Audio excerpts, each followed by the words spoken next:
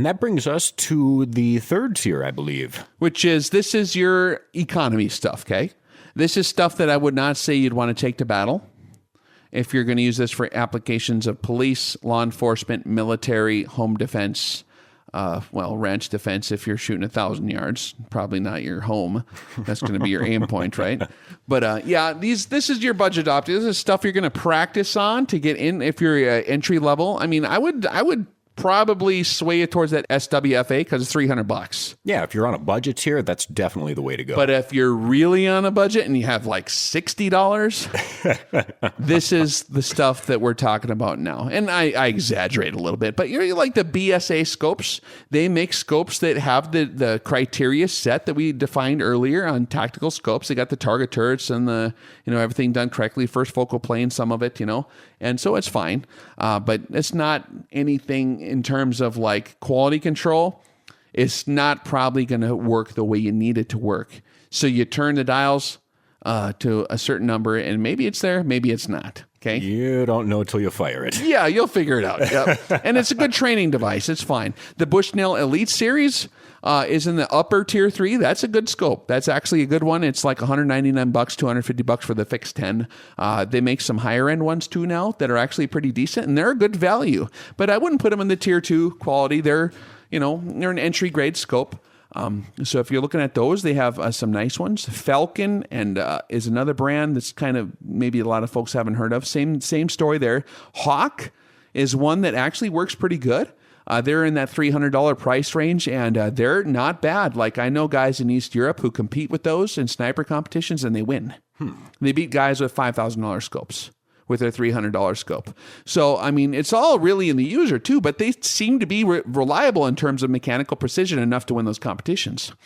So Hawk is not bad. Hilux, Leatherwoods, some of those, they got a lot of very interesting designs. A lot of it's pretty smart. A lot of it's a little stupid and maybe a little crazy in my opinion. But I always kind of like to see what they're doing because they think outside the box. So I'd say, but they're not, in terms of quality, they just don't really meet. So they're lower tier 3 in terms of quality, in my experience. Sometimes they work really good. Some of those actually they were used by the service again too, that they're auto ranging trajectory scopes and things like that were pretty cool. But the millet scopes are in that same category. And a lot of this stuff, the problem is if it's made in China and it's not inspected carefully when they're assembling it, and they're just, that's the issue with most of these tier 3 optics is it's just built in a hurry and quality control or lack thereof. Yep. And if you're talking about you can look at your American scopes too. A lot of your sporting scopes, your American target scopes, like your Nikon varmint scopes with the target turrets, or your target scopes, your Leupold target scopes. A lot of those are good crossover scopes that can be used for long-range tactical applications if you have to pay more attention, and the quality is good. The quality is probably tier 2 quality, but in terms of design, I knock it down to a tier 3 because it's not really designed for that, see? I'd say the Vortex PST is one of those that really can be frustrating because it's such a cool design, man. The Vortex PST is one I've tested 4 of them myself, and I've known a lot of other guys who use them, and man, are they all over the map in my collective experience from everyone I hang out with and the ones I've tried. Sometimes they work awesome and they shoot good, and they'll put that bullet right where you want it to go. And then other times, like I don't know what's happening, but something is not right, and they don't stay where you put them.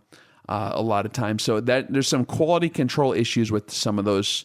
And in the design characteristics too, like on paper, it looks good in a catalog, like in terms of how when you're dialing the elevation knobs down, you got to have a reliable, easy to use zero stop. And some of those, like I couldn't even figure out how to get the zero stop to work.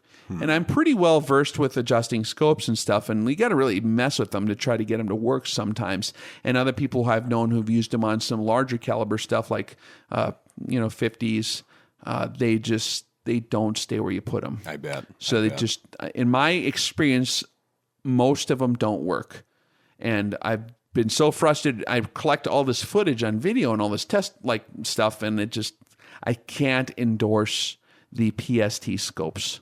And the money that is now, if they were $200, I would say, cool, I can endorse that because they might work fine.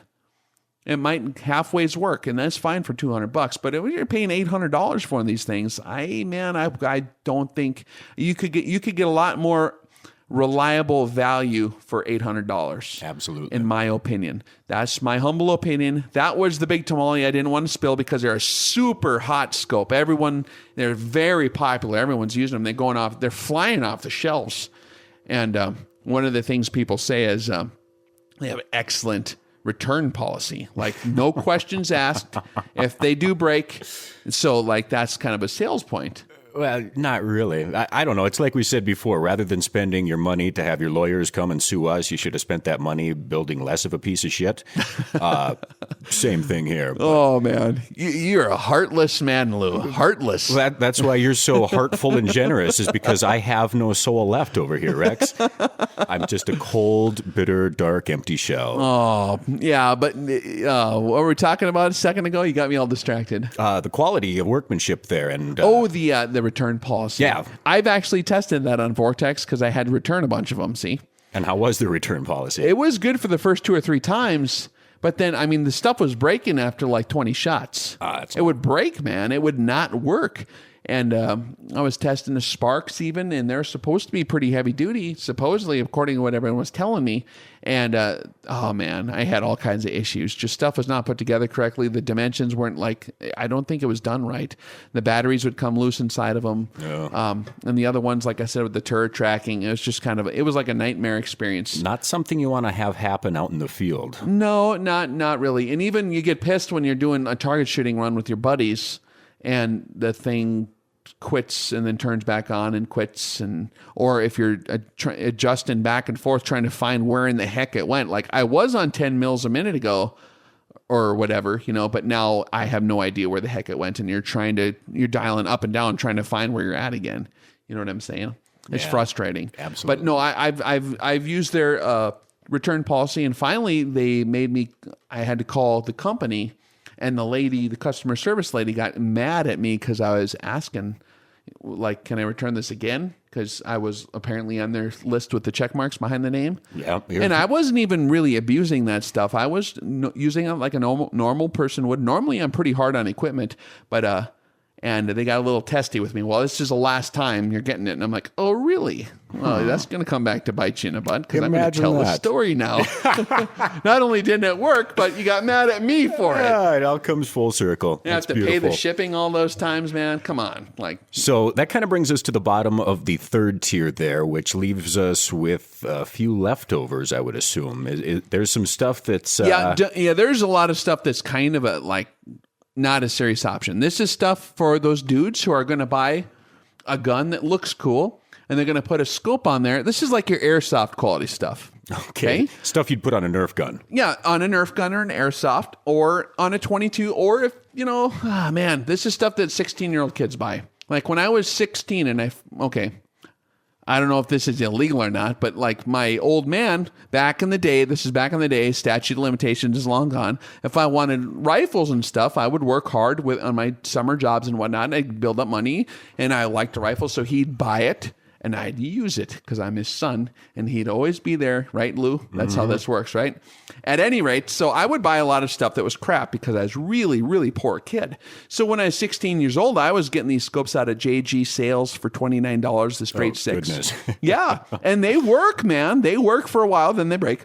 Oh, yeah. So you got to just keep replacing them, see? But I learned after a while that, buy once, cry once. That's an old saying that a lot of people say. It's actually cheaper to buy something that won't break 50 times in a row. Amen. But the stuff in the category that breaks is like your maybe NC Star is a very good one to say there. Man, I'm going to get sued by those guys. I know it. They're going to, dude. They're what ruthless. Are they going to sue us for? We don't have it. We don't have it. You hurt my feelings. Okay, and then say we did. They're going to come and with their lawyers and sue us for what? Well, I don't have anything they can take. I'm going to have a countersuit and say false advertising. You should have defined your criteria that this optic was meant to be placed in a wall hanging gun only. Like when you're in your living room showing your 16-year-old buddies your weapon, and you have your super tactical ninja model with the 8,000 bells and whistles on it for $69. and you're looking across your living room, you know what I'm saying? Then you can know, like, okay, that will work for those applications. This scope is for decorative purposes only. Yeah, it's for posing. It's a posing scope. And they work fine. I've used them and I've made shots with them. I've hunted animals with scopes that were $50, $30. Like Simmons scopes, I like them things. Man, I've got Simmons on my 22s. I've got them on some of my deer rifles. And they're like $30 scopes back in the day or whatever they were, And I don't know. They suck probably, but I don't care because what I'm using it for works fine. They shoot a deer at 100 yards. What's the big deal? It moved 3 inches. You still killed it because you aimed at the chest, right? So it's not a big deal. But for tactical applications, absolutely not an option. In the tactical world, that's what our criteria is. Those are in the leftover joke category, not for military applications. And to reiterate here, folks, this whole discussion has been just about the tactical long-range applications. Right. And if you take this discussion or these criteria or the curriculum anywhere else, all that's going to change, and it's all going to shift around and move. But for a part of the discussion, a lot of this is going to hold steady throughout a lot of different applications because it's quality workmanship across the board for a lot of these brands. Yep, and I got to reiterate again, this stuff continuously evolves and changes. A lot of these really cheap scope companies, they might really kick it in the butt and kick butt here. And sometimes like SWFA, I was shocked when it actually worked. I didn't think it was going to work, but it did. $300, and it's like holding its ground against $2,000 optics. You know what I mean? I mean, it's not the $2,000 quality optic, but it was actually mechanically doing its job alongside of them. And a lot of the more expensive scopes weren't even tracking as well. So you never know what might happen when you're talking about rifle scopes. But there I did. I spilled the beans. I confessed. Bless me, Father, for I have sinned. My last confession on scopes was never. But here I am, and I told you all about the scopes. And yeah. So I apologize if I stepped on anyone's toes, but this is for tactical, serious applications. So that's what we're talking about.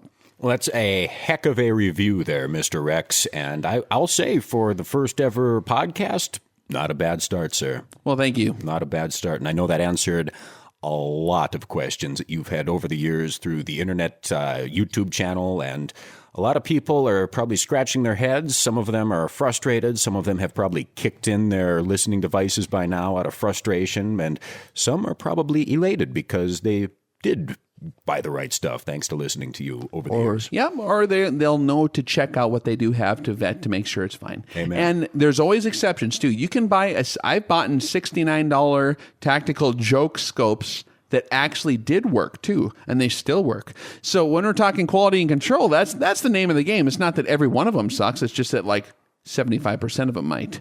And if you get that 25% that's good, where all the parts actually fit together properly and the screw didn't strip out when they put it together and the glue stuck, then it works and it's a good optic. They could have maybe charged $700 if they could have pulled that off every time, but they can't pull it off every time. Therefore, now it's in your joke scope category. But yeah, we'll quit there before I rant on too far. Well, it's been an educational segment there, Mr. Rex. Thank you for sharing with me, the rest of the world, and all of your fans out there, all that wisdom, man. My head hurts, actually, from trying to absorb all that. Well, we'll soften up here in the next upcoming segment. We'll get into some, more spiritual stuff, and we'll have our little Bible stories, and we'll have what were we going to talk about? I think Rex's Bible stories. She had something really cool she was visiting about earlier. What was it? Tell us. The divine, like having a divine purpose and a kind of life goal that you're going towards, and having the power to control your reality. Yeah, controlling your reality. How does that work? Is it a magical thing? Is it affecting the universe with your brainwaves? Is it manipulating it somehow? Or is it manifest because you create your goals so clearly in your mind that you make it happen in your life? Right? Is it a physical thing? Is it a spiritual thing? Or is it just kind of you're crazy and so you let's made it up? Let's check it out for the next segment. For those of you who are curious, what are we doing? We got a webpage or what?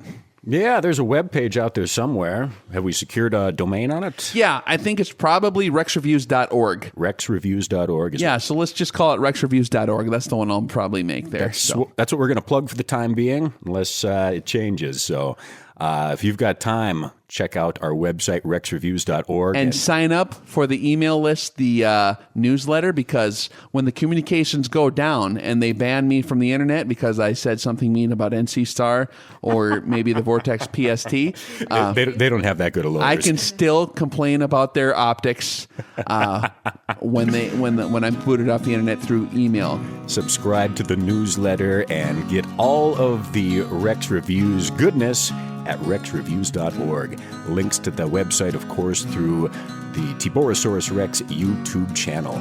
We'll be back with more of the Rex Reviews podcast right after this.